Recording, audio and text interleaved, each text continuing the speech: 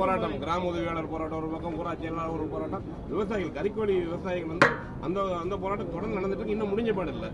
இப்போ இங்கே சட்டமன்ற கூட்டத்தொடரில் வந்து ஒவ்வொரு முறையும் வாக்குறுதி கொடுத்துட்டு வராங்க, பேச்சுவார்த்தை நடத்திட்டு வராங்க.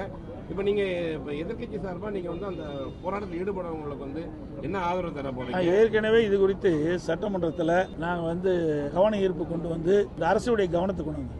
அப்படி கொண்டு வந்தும் இந்த அரசு அந்த கறிக்கோழி வளர்க்கின்ற அந்த விவசாயிகளுக்கு எந்த உதவியும் செய்யல, எந்த நடவடிக்கை எடுக்கல. இன்றைக்கு அந்த கறிக்கோழி கொள்முதல் செய்கின்ற அந்த நிறுவனத்திற்கு தான் இவர்கள் உதவியாக இருக்காங்க. இதுல பல்லாயிரக்கணக்கான விவசாயிகள் இந்த கறிக்கோழி வளர்ப்பில் ஈடுபட்டு இருக்கிறாங்க. அவரெல்லாம் போராட்டம் நடத்தி அந்த போராட்ட நடத்திலாம் கைது பண்ணிருக்காங்க. இப்பதான் விடுதலை ஜாமீன் வந்திருக்கிறாங்க. அதெல்லாம் ஒரு சாதாரண விவசாய குடும்பத்தை சேர்ந்தவர்கள். இது அவருடைய வாழ்வாதாரம். இந்த கறிக்கோழி வளர்த்தி தான் குடும்பத்தை நடத்த வேண்டிய சூழ்நிலை இருக்கின்ற காரணத்தினால இன்றைக்கு அதனுடைய கறிக்கோழி வளர்க்கின்ற பொழுது அதனுடைய செலவு அதிகரித்து விட்டது. அது புள்ளிவிவரமா கொடுக்கறாங்க. அதற்கு உண்டான தொகை அதிகரித்து தான் கேட்கறாங்க. அதை கூட இந்த அரசு சரியான முறையிலே அந்த நிறுவனத்தை அணுகி அந்த கறிக்கோழி வளர்க்கின்ற அணுகி ஒரு பேச்சுவார்த்தை நடத்தி ஒரு சுபமான ஏற்பாட்டை செய்திருக்கணும். ஆனால் அதெல்லாம் இந்த அரசை பத்தி கவலையே கிடையாது. அதை பத்தியும் கவலைப்படுறது கிடையாது. எவ்வளவு போராட்டம் பண்ணாலும் அதை பத்தி கவலைப்படுறது இல்லை. இன்னைக்கு விவசாயிகள் பற்றியும் கவலைப்படுறதில்லை, பொதுமக்களை பத்தியும் கவலைப்படுறதில்லை. ஒட்டுமொத்த மக்களையே பத்தி கவலைப்படாத ஒரே அரசாங்கம் திமுக அரசாங்கம்.